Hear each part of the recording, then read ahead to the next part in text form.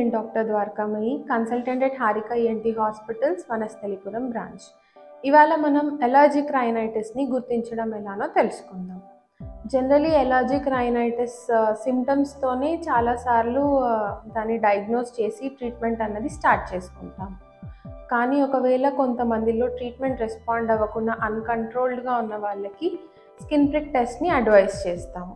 So అసలు ఈ skin prick test అంటే ఏంటి? స్కిన్ ప్రిక్ టెస్ట్ అంటే ఏ రకమైన ఎలర్జెన్స్కి అంటే ఏ ఐటమ్స్కి అయితే ఎలర్జిక్ ఉన్నారో ఒక పర్సన్ అన్నది తెలుసుకోవచ్చు.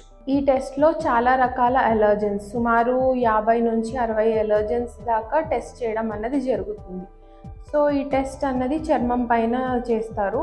దాని రిజల్ట్స్ అన్నవి వెంటనే మనం ఒక 15-20 నిమిషాలలో తెలిసిపోతుంది.